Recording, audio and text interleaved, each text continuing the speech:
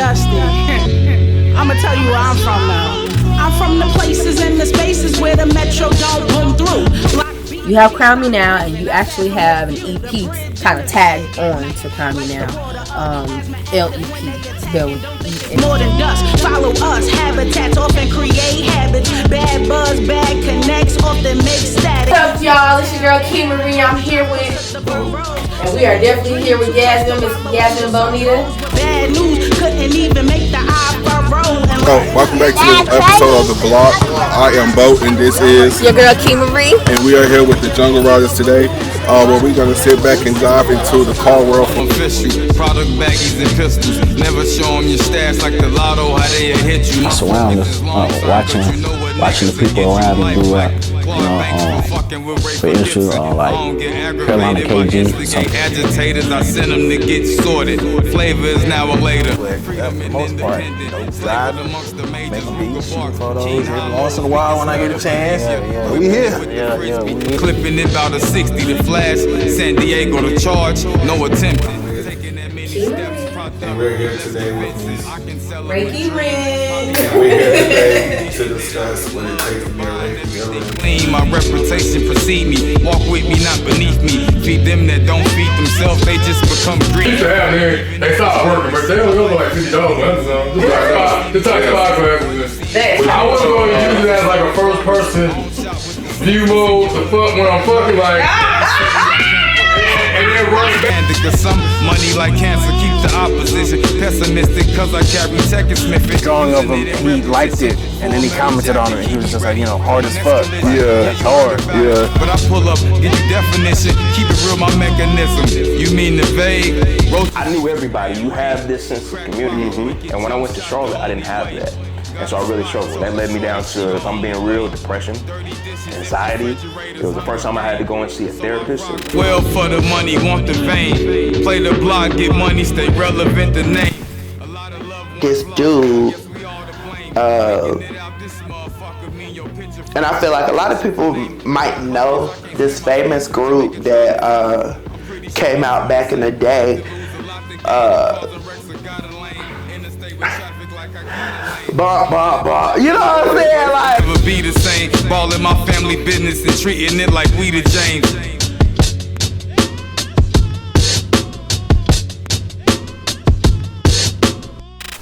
Yo, what's going on? It is your boy Bo. I am back. Welcome to season 3 of The Block.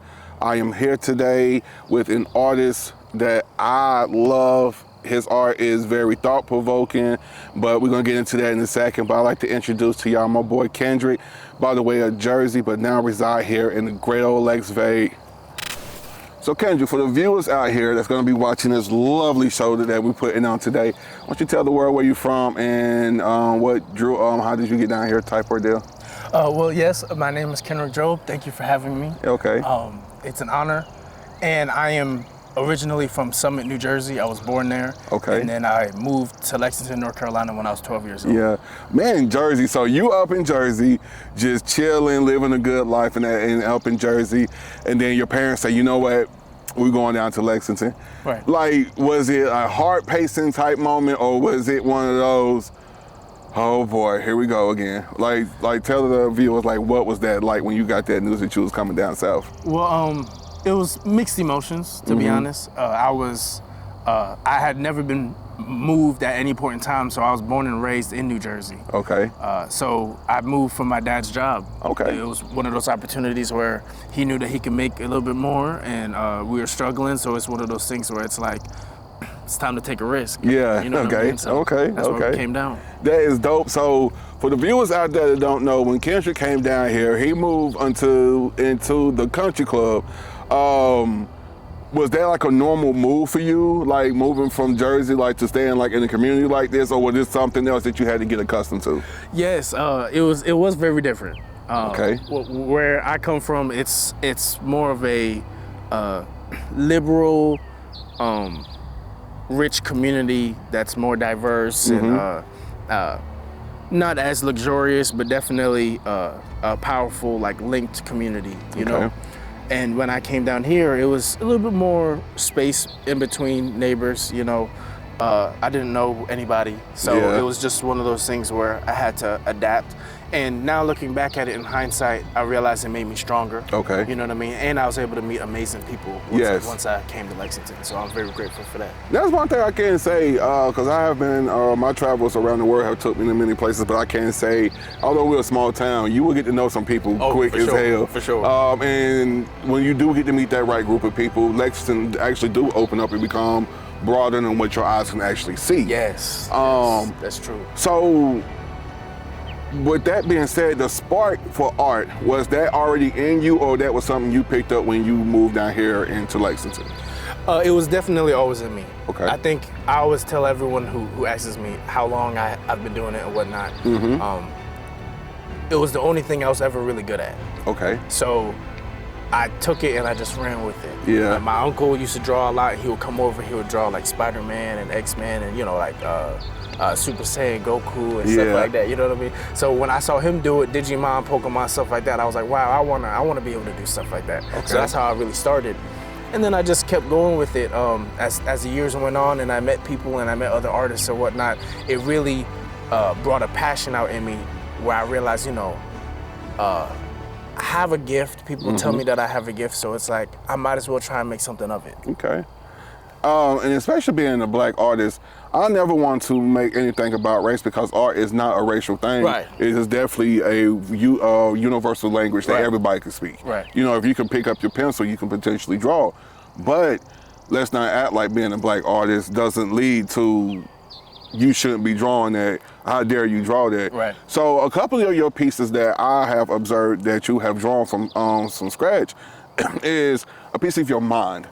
And what was it like giving like the world some of those pieces whenever you seen that you had that first taste of that you better not draw that, you in the South moment? How did that feel when you drew that? That's a good question. Yeah. I think that was maybe 16 years old, 17 years old, where I've always drawn what it is I wanted to draw. Right. And that's one thing I cherish my parents for, is they never shunned me for some of the things that I wanted to do artistically, because they knew that's what it is that I always loved to do. So they would encourage me to keep doing it. So I drew one piece that was a little bit political, and I had someone come up to me and kind of give me, not necessarily something negative to say, but I saw it written on their face. Yeah. And I think that said more than any words could, you know. So, and I've had more and more of that as the years went on, but I almost feel like it's hard to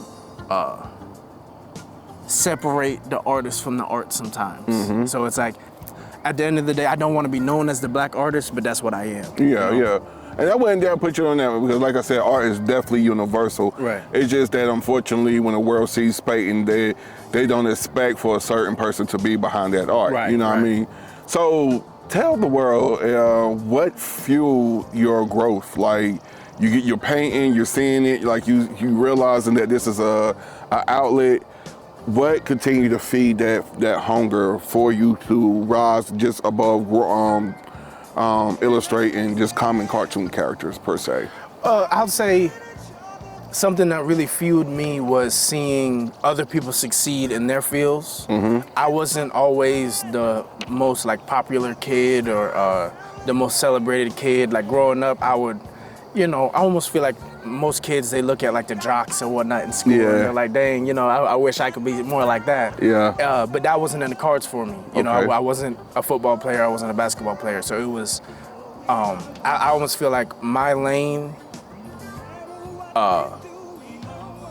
was something that was more unique. And even though it was hard to do, I'm like, I'm good at this, so I'm like, why don't I try to make my own version of being a jock through this? And that's what really drove me, is I wanted my own signing day. Okay. You know what I mean? Yeah, like I wanted my own being a star. So it's like that's kind of like what drove me to be able to do something that I haven't really seen before, but kind of wanted to do myself. And I think that's very important of something you just said, because unfortunately in our community, we do get drove to picking up a basketball or a football, and if it's like you don't follow that crowd, you always seem to be just an outcast per se.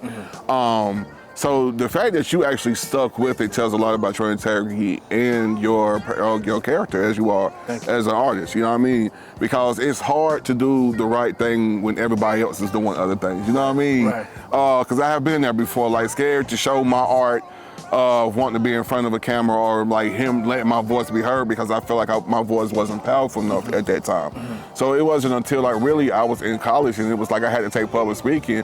And like a teacher who, like, I ain't gonna say hated my guts, but I knew I wasn't her favorite teacher. Student, but she actually pulled me to the side. I was like, man, you got some stuff to say, you know what I mean? And that's what I didn't take it serious until somebody who I know, I mean, she wanted me to see me win, but you know, I didn't make it easy for her. But to hear her speak those words totally helped, man, totally helped. So you got the art thing going down. And at this point, did you know that was something you wanted to do like in your adulthood, or that was just something at that time you was using to escape whatever you were feeling at the moment? Yes, it wasn't always something that I took as a possible career path, because I didn't really think it was possible. I had never seen it, and no one that I knew personally ever really saw it.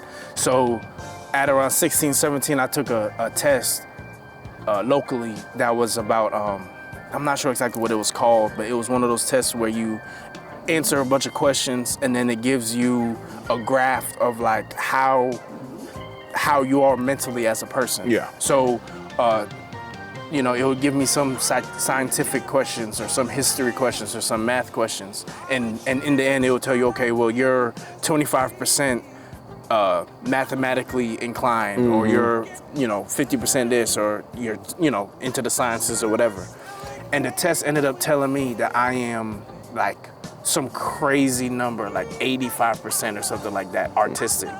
Like just you're of the arts. Yeah. And when I took that test and I seen the results, I'm like, dang, because I just answered the questions the way I would. Now when I saw that, I'm like, dang, like normally some people might have different other lanes that they could go in where it's like, oh, okay, well, I got a good percentage in that too, maybe I could do that. It's like, this was what I was meant to do. Yeah. Well, and when I saw that test result, I'm like, you know what? The best chance I have is doing that. Yeah. So that's why I just went and tried to run with it at ECU. Okay. So I gotta ask, what was the struggle? Like, what was the struggle that you overcame that almost made you put the paintbrush down? I'd say it wasn't necessarily me thinking about stopping, but it was more so me questioning what it is I was doing. Yeah. So I'd say maybe 25, 26, I'm out of college and the student loans are coming back for me to have to pay back, and I don't have a lot of money, and I don't have my own place to stay. Yeah. I'm living with my parents, and as much as I love my parents and I love that they were able to provide for me, as a man, I want to have my own. As you should. So thank you. So it was one of those things where it's like I realized, I'm like, man, like I have to make a change or I'm gonna quit. Like I'm gonna end up quitting because I have to make money somehow. So that's when I really buckled down, because I felt like I was doing a lot of work, but I definitely could have done a lot more. But I'm like young and I'm still focused on girls and other stuff going on. So it's like I'm not fully committed to what it is that I'm trying to do. Yeah. So it was really just all on me. Like I'm questioning, I'm like, why don't I have this, that, and the third and all these other people do? But it was really up to me. It's like, no, you have to step it up. Like, you could work a lot harder. There's, all these hours that you're sleeping in and whatnot and taking time to take this trip and that trip. It's like, you don't have to take that trip. You can stay at home and work. You know what I mean? So it was something that I had to tell myself, I questioned it because I was low on funds. Gotcha. And I think that's just like one of those things that a lot of artists run into, Yeah, and you do. Because like when you first starting off, all you have is just your vision.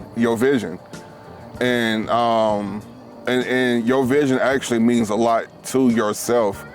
Because when I started this, all I had was just a vision. I didn't know how the hell I was gonna get it done. Yeah. But every night, I worked at Novant Hospital in Matthews, North Carolina. And every night, man, the security guard would be like, Travis, you don't like you want to be here. What you want to do? Like, I don't know. Every night, I swear to God, man, every night he would come through those doors. Hey, man, what's up? You thought about what you want to do yet? I'm like, man, nah. All right. So what you doing tonight? How many patients, you know what I mean? Then we go talk about hospital stuff. And so one night he finally really, like, he was like, nah, what you want to do? Yeah. I said, man, I want to do something to represent Lexington. I want to do something to represent the block. I want to do something to shine light on people who've been through the struggle, but now it's helping the world turn. He's like, all right. You know, he just kept telling me, all right. And so I think it was like a week before I knew I was done with that job. I was like, bro, I'm gonna name it the block. He was like, for what? And I explained to him, I grew up in the projects, and when we was like on the block, it was a lot of conversations that we would have about making it someplace. You know what I mean? It all wasn't all being dumb. Like, a lot of us had inspiration out there. A lot of us had dreams that I swear to God, I wish all 99% of us would have been able to achieve, because these wasn't just regular dreams or ambitions that people was having. You know what I mean? So I was like, I remember, so we had some of the deepest conversations on the block. So why won't I just name my show The Block? I love that, man. And so that was my vision, you know what I mean? And so it was like I had to keep, no matter what I did, no matter what I came back to, I don't care if I just ran a marathon, knowing I can't run a marathon, but you know what I mean? The block was still on my mind, you know what I mean? So I would definitely tell you, like, your vision is everything. The vision means everything. So, all right, you back painting, that little thing you went through, it was like that, okay, now back to reality. Right. So tell the viewers, what was it like your first time? Because I have seen plenty of your art get recognized, but that very first piece, like that, wake up, hold on, I just posted this yesterday. Wait, 1,000, okay, well now maybe, oh. Yeah. What was that like, man? What was that like? What was that excitement like? I'd say it was probably, I drew this drawing of Ty Dolla $ign. And it was like maybe 2017 or something like that. 2016, 17. So like back then, you know, he was like 6-7 songs on the radio, you know what I mean? Like he was like big time and really rising. Drawing of him, he liked it, and then he commented on it, and he was just like, you know, hard as fuck. Like, that's hard. Yeah. And he put emojis or whatever. And my boy, M. Marquell White, that I was living with at the time at ECU, he woke me up out of my, because I was taking a nap or something, like I was knocked out, and then he woke me up out of my sleep. He was just like, bro, like, Ty Dolla $ign just commented on you, you know what I mean? Like, he showed it to me. And when I looked at it, I was just like, what? So even though it didn't really like lead to like a whole bunch, maybe like financially, I think it was one of those moments that had me really think like, oh wow, like I could really like do this. You know what I mean? Like it was like past, oh, it's just my friends telling me this is dope. True. Like, that's the artist that I drew telling me, yo, you know what I'm saying, taking the time to do that. So I'm just like, it was that, and then it was another point in time when I drew this drawing of Drake. And I posted it on this website. It's called Deviant Art, and it was basically just like this. It was like a social media for artists. So like we would just post a bunch of artwork and stuff like that all day. So I posted this drawing of Drake, and one day someone brought it to my attention that Drake posted it on his story. Now Drake didn't know that it was me that drew it. But it's my artwork on his page. And I'm looking at it, I'm like, what? That's crazy. So of course it's gonna get like 1 million likes or whatnot.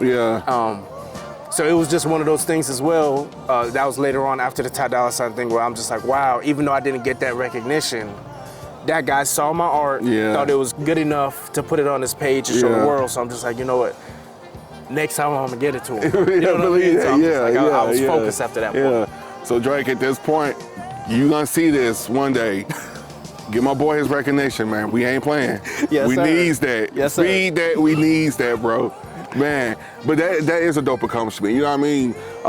Because I can only imagine what it was like, because I remember I commented like on Jim Jones' album, and he was like, yeah, I agree. You know what I'm saying? I was like, holy shit, this nigga, like, yo, this nigga. You know what I'm saying? But it is crazy that we live in this world now that our validation can really take you further. And that's crazy that, you know, your stuff got posted, but I really don't take it as a loss, because I know, well, first of all, I know you would rather prefer the fucking money over life. For sure. Who wouldn't? For sure. But you still gotta look like is it a quarter full or half full at this point? You know what I mean? Because now people start looking at your page, your viewers is going up, and at that point, did your followers gain any attention at that point? They did, not a whole lot, but it was bigger than it was. You know what I mean? So, and I feel like it's just those kind of things that added up to where it is now. Yeah. So it's like I gotta be grateful for like it was baby steps. Yeah. It just grew over time. Yeah. And that's why I see, because I see every day that you're consistent with your work as well. Thank you.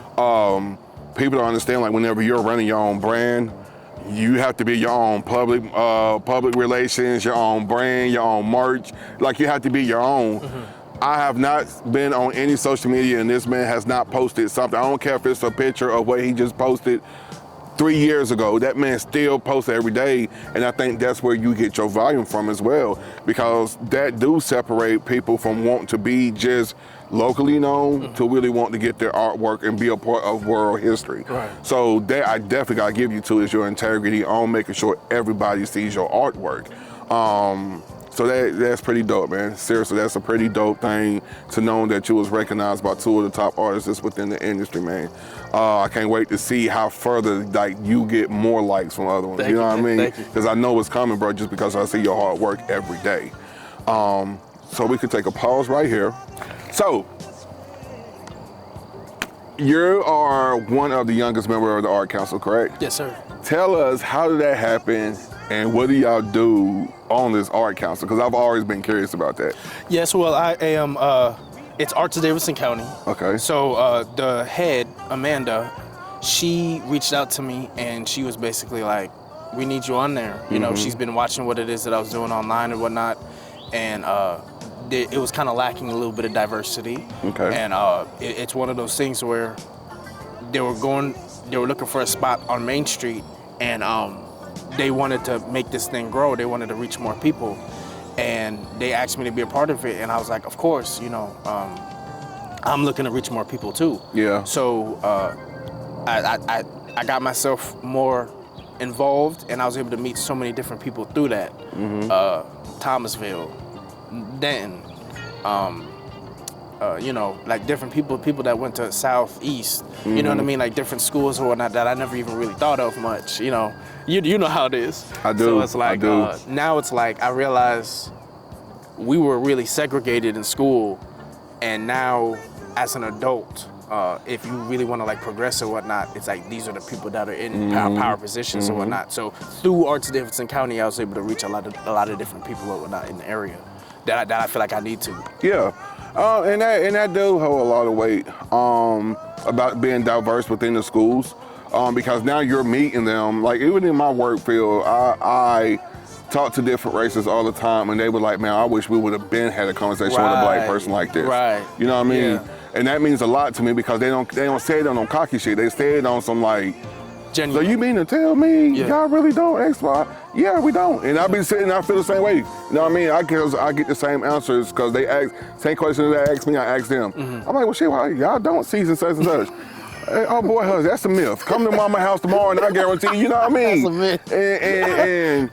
And I love when that happens, you know what I mean? Because then it do make you feel like, okay, I got this person on my side. Right. So now I can really take the step further, you know what I mean? Because a lot of times we so worried about if I cross, that whole word cross over, you know what I mean? Right. Because I'm sitting here like, how the hell are you crossing over? One thing you try to make sure is that your legacy is secure and Yes, that sir. your family is taken care of. Yes, sir. So, Yes, sir. if that's me crossing over, then so be it. You know what I mean? Right. But what I'm not gonna do is limit myself to a community of any race that don't know how to help me get me or myself better. And that's real. That's real. So what you're doing for the Art Council, man, I love it. You know what I mean? Because we do need more representation on there. Let's just be honest.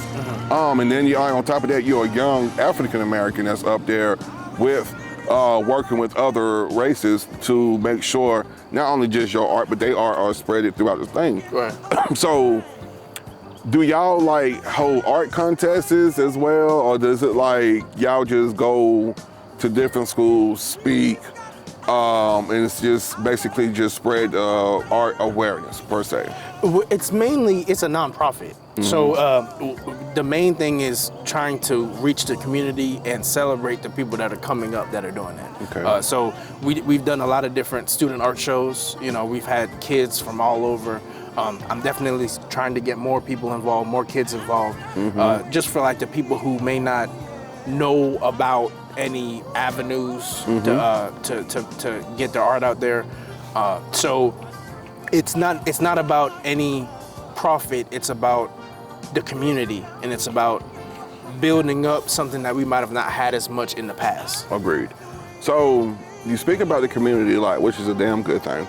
Because without community, we are nothing. You know, we're just people just on our own, which nobody like to be that. Would you say that the community is where you draw your inspiration from, or what is your source of inspiration when you pick up that paintbrush? I feel like I grab as much as I can, especially these days. So sometimes the community is all the inspiration I need. You know, like that day, that's what I'm thinking about. And then other days, I might have my mind somewhere else, and maybe I'm thinking about my grandma who passed away. You know what I mean? Or I'm thinking about my cousin that passed away. Or I'm thinking about my mom and dad who are aging. You know what I mean? Like I'm thinking about life, like different stuff like that. So film, music, stuff like that. I just try to grab things like this interview. You know, when we're done talking, I'm gonna go make some artwork. You know what I mean? So it's like I just try to grab as much as I can and just keep it fresh. You know what I mean? The different ideas and such that I'm doing. So a couple of your pieces have grabbed my attention. Let's talk about the inspiration behind the belly of the beast, that painting. What was it something you seen? Was it something you heard? Or was it something that you just knew you had to speak on? Because regardless of the fact of how it may look, to me, when I see your painting, I looked at it and my heart says, he's telling the world that they're human too, so let them be free. Yes, sir. Yes, sir. I love that you were able to take that from that piece. That piece has been something I've been working on for about a year, and I've gotten a lot of different reactions from it. And I think that's what my main intention was to try to reach a crowd that I may normally not be able to talk to and fellowship with. That piece was inspired by a Facebook page that is called Kenny County's Sheriff Department. And basically Kenny County is like a small county by the border, and what they do is they take a bunch of pictures of people and things that they see crossing the border. So they'll arrest people who have drugs, they'll arrest people who are human trafficking, they'll arrest people for a bunch of different stuff that they're doing at the border, and they'll take pictures of them. And I find that very interesting because I'm like, you're showing these people at their lowest. Oh, you know, and you're showing them at their lowest to the world. So I looked at that and I'm like, dang, you know, it's almost dehumanizing. And with all the issues going on, I'm very passionate about like the Hispanic community and some of what they represent. So I'm looking at that like, what can I do to speak for these people, but not at the same time not necessarily be disrespectful or vulgar or anything like that. So I saw a picture that really spoke to me that they took there at the border, and I'm like, I want to draw that. So, and I didn't want to just do it as something mediocre. I wanted to spend some time and really like so to this day I'm still working on it. Like I still put a little bit of time into it, but that piece is 32 by 40. It's on museum board, and I want to get it in a museum one day because I think that that's something that's important. Is, you know, while we're talking right now, it's a bunch of stuff going on down there. You just don't know. And that's why I brought this conversation up. You know what I mean? Because, like I said, when I look at it, I hear you loud and clear. You know what I mean? Who are we to say no whenever they need our help? But as soon as we need their help, we want them to open up their gates, and we won't take no for an answer. And see, my parents are immigrants. Both of them are. So it kind of speaks a little deeper to me because I can relate to that aspect of life. It's like, you know, the thing that I was able to benefit from is even though they're immigrants, they're hardworking and they speak the language. these people, they're immigrants, and they also have that language barrier. Yeah. To where it's like a lot of them, they gotta have their kids speak for them, you know, to communicate and whatnot. So it's difficult, you know. You're an alien, so it's like I want to be able to bring some of that pride back through my art for them and for other groups of people too. I want to be able to speak for what I see and am passionate about. But I also feel like that's a way of you honoring your parents too. For sure. A lot of people don't know that your parents were immigrants. You know what I mean? So for you to paint that picture, excuse me, that was more or less of a way of you saying, Mom, Dad, you know, although this is stories you probably, some things you may not can't tell me, but just know this is for y'all as well. You know what I'm saying? Right. And that says, like, once again, that says a lot about your artistry. Because sometimes people just see a picture and say, but I have enough knowledge to know that when an artist paints a certain picture, it's not just a you know what I mean? That's a good ass story that you need to buy this man a drink and hadn't talked to him about. You know what I mean? Because you're gonna find out something that's behind that picture. So thank you for letting me and the world know that, you know what I mean, that's the background you come from. So that tells a lot about your hard work, your integrity, who you come from, and knowing that there's no giving up in you. Right. You know what I mean? Right. So that's dope as shit, man. Like, I really appreciate that painting more now because I know that where the mind frame come in from when you had done that. So that's damn good looking on that one, G. For real, for real. Thank you, man. Thank you. All right, so writers get writer's block, movie, whatever, get script block or whatever. What is some of your inspiration to keep you going whenever you feel like that roadblock that you have hit? Where did your creativity come when you get that creative block? I'd say I get a lot of inspiration from people I love. Okay. You know, family, friends. I like fellowship. That kind of gets the juices flowing. And then also just like seeing things that I don't normally see. Okay. So I might actually really go take a ride. Yeah. You know what I mean? Ride around and just clear my head. By the time I get back, most times I'm ready to do something. Yeah, okay. So that shit is frustration, I ain't gonna lie to you, because I'll be sitting here thinking like, okay, today, man, I got this show, let me think of an idea. Then, Dad, I need such and such. Okay, let me get back to it. So I know how important it is to keep that outlet, man. So I take that drive too. Now, I might not go that far, but I take that drive. Oh yeah, but I'll walk sometimes. I'll go walk because I already know, you know what I mean? Yeah. Like, I know about the gas, I know about, you know, sometimes I'll go take a ride to clear my mind and then someone will honk at me and I'm trying to clear my mind and you pissing me off. So I'll go walk. I'll go walk, you know what I mean? So just whatever it is I need to do to just kind of try to clear my head, you know, I'll do it. Yeah, because one of my biggest creativity unblockers, same way, I put them headphones in. Bro, I don't care if I'm in my slides. Don't mean them slides be and I'm talking about to the point my little feet be like, yo, nigga, you know you need some Asics on those. So why you got these slides on thinking your feet ain't gonna hurt? I do the same thing. But when I get back to my front porch or if I call, I've probably called Nick. I probably done called everybody who I done work with.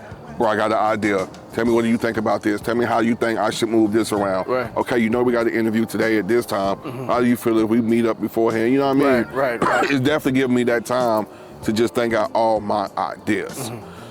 So, now that we know how you get your writer block out of the way, something that is bugging me, and I feel like sooner or later y'all, excuse me when I say y'all, but as an artist mind frame, because it's starting to affect everybody. How do you feel the future of AI interfering with the actual creativity of an artist? You know what I mean?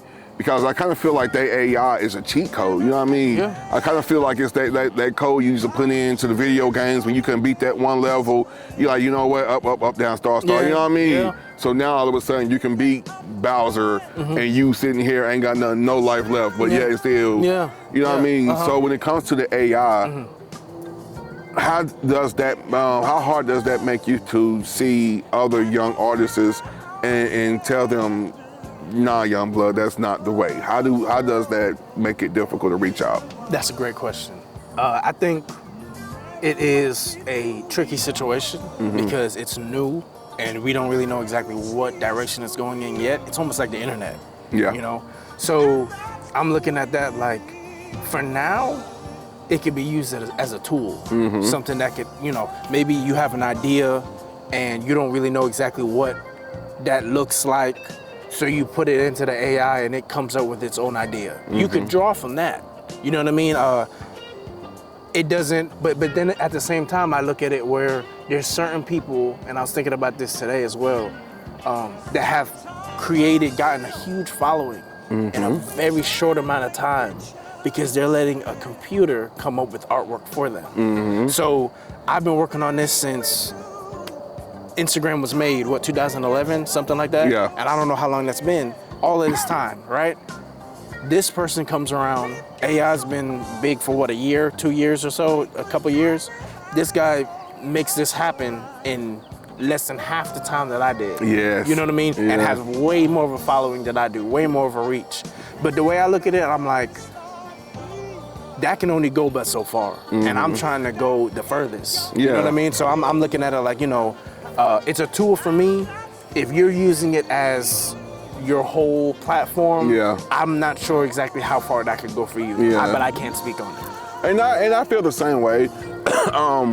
Because like when you turn on the show and you see nothing but negative stuff, you will see that instantly. It'll probably, like if me and you was out here squabbling out in all this yard right here, and Nick posted it today, by tomorrow, we super viral. You know what I mean? For sure. And especially fighting in these people's neighborhood, you know what I mean? We super viral. Right. But like you said, it only could take you so far, because I look at almost every other show or video that has a fight or something in it, and I do the research. I'm like, okay, you got 1 million views a day, then you try to put out something else. Now it's starting to decline because your content, you know what I mean? You can't find enough people fighting. Right. So it's hard to remain the old way in times where everybody want the microwave effect right now. You know what I mean? Right. Everybody want that fame right now. Everybody want to put in a quarter of the work and let AI do the other 75% of the work. So whenever I see you in person, I'm asking for a signature. You're giving me your signature because you don't do fuck with AI. But the other person, like, the scribble is iffy. Right. You know what I mean? Right. Because they know they didn't put in that hard work to everybody, that they mislead everybody to do. Yeah, and eventually your card's gonna get pulled, man. You know what I mean? You're at the end of the day, like, the computer's the computer. Yeah. We're still human beings. True. Like, you're gonna have to see me do something at some point. Yes. You know what I mean? So it's like, it's gonna happen. People are gonna see if you're really about what you say you are or not. You know? Okay. All right, yeah, because that's just a question from like one artist to another. Because I was playing around with it the other day, because I'm thinking about jumping in. I ain't no thinking about doing. I am gonna jump into the movie world. Wow. And I was like, okay, let me see how easy can ChatGPT do me a script. Wow. It didn't write the full script. Yeah. But it gave me a damn good head start. Wow. I'm talking about to the point that if my creative juices can't take what they told me to do and run with it, I don't need to think about writing a movie. It's like that. It's like that. Wow. And I was like, oh, okay, that was a little too easy for my liking, you know what I'm saying? But at the same time, I feel like that shit is taken away from the world too. It's taking away people's jobs doing that. You know what I'm saying? It's scary. It is. Yeah. Because now you see how one guy made a fake Kendrick Lamar reply song. Right. Got all these likes and views off of it. And bro had to break protocol. Like, hold on now. Y'all giving Kendrick the wrong, nah, that was me that did that. Yeah. You know what I mean? Yeah. So I can see where it's definitely a gift, but more of a curse. Because after he exposed himself, you see how nothing else been dropping. You see what I'm saying? Right. So it's like the gift was, it was something easy for him to do to get all those likes, but the curse was Kendrick started getting all the response and the know-how, basically like the flames behind it. And he had to break protocol, like, nah, bro, I ain't do that shit, I did it. You know what I mean? Yeah. It's the Wild West with it, man. Yeah, so I feel like that's what it comes to with the painting and stuff as well. You know what I mean? Like, it's all right if you don't want to take it no further than just your living room. You know what I mean? But when you got the world thinking that you sit here and, like you say, take years or months or however long it take to do that masterpiece, that's when it's wrong at. You know what I mean? And a lot of people cars will start to get pulled. Right. So we're gonna see. We are definitely gonna see about that.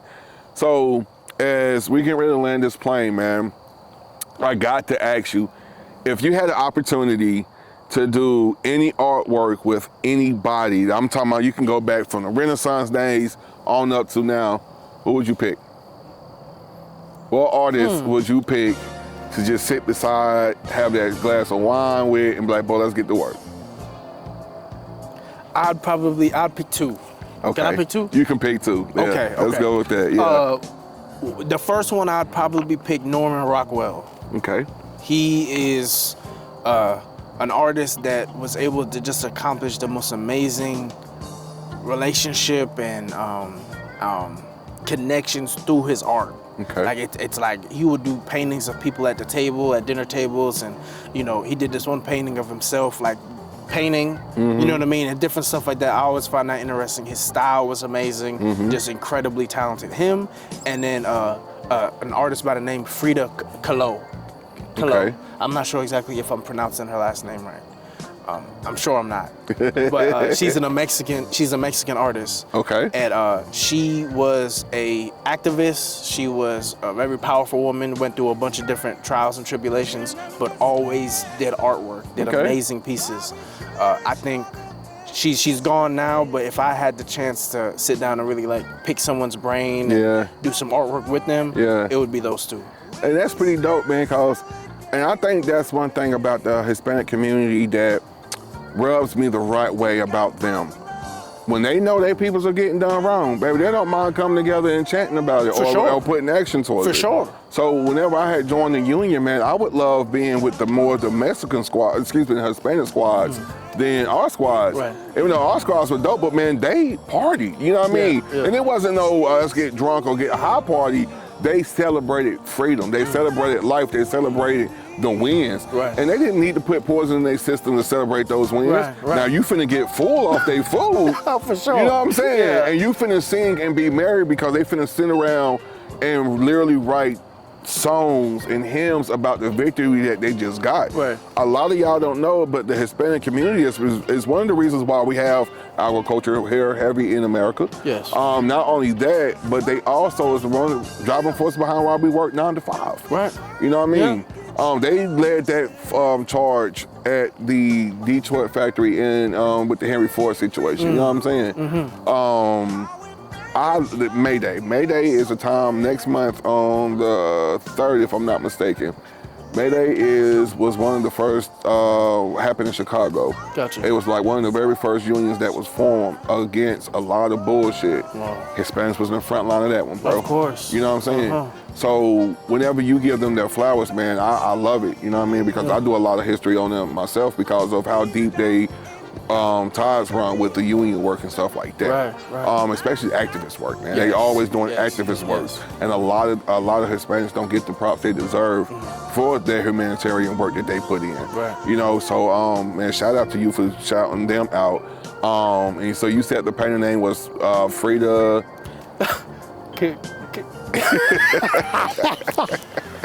I'm still working on. It's okay. So we just know it's Frida. So guys, everyone knows Frida. Yeah. So that's so dope. All right, so tell the world what's next, man. Like so like what's going on next? Like what is a project that you work on got going on? Anything with the art council that we need to be aware of? You know what I mean? Like tell the world what's going on. Like what is going on like next? I'd say next is sky's the limit. You know, I have this one piece that I'm working on that I'm very passionate about. It's more uplifting. It's gonna be more bright, more vibrant colors. And I wanna be able to just reach as many people as I can, you know? Lexington has been such a blessing to me. And, you know, like days like today, moments like today, it really drives me to keep pushing and do my best. And I just feel like I could do the biggest just because of who it is that I have around me and some of the support that I have. So I really do appreciate you having me here. You know, and just like your energy, I feel it. And I'm gonna use it, you know what I mean, to not only help myself but help the community. I'm actually glad you agreed to come today because you dropped some gems on me, man. I love when you said that you're gonna take and make your own jock and have your own sign today. That's when you know you that nigga, you know what I'm saying? That's when you know that you're destined to do bigger and better things. Thank you, man. Seriously, man, appreciate you. So where can we find you at? Instagram, Twitter, all that good stuff. Like, what are some of your handles? Let the world know It's your my handles. first and last name. It's KenrickJobe. You can find me on TikTok, Instagram, Facebook, Twitter. I'm on LinkedIn, and I have my own website. It's KenJobe.com. Thank you. And I am your boy Tugboat. This has been one hell of an interview. I don't know, guys, if y'all look at this and don't be inspired, I don't know what else to do. You know what I mean? What more do you want from us? You know what I mean? This man came down to a place he have never seen or probably heard of, and came down here and got busy, man. So the sky's is the limit. Never let nobody tell you because you moved to a small town that you can't shine. Spence the living proof of that. His artwork is viewed by many, is loved and adored by a lot more. So when y'all get a chance, y'all see this, before y'all even see this, make sure y'all check my boy artwork out. You can catch him uptown. He paints outside all the time. Stop by, give my man a shout out, let him know that y'all are rooting for him, because if y'all don't do it, then who will? Right. It's been a block. It's been your boy Boat. Peace.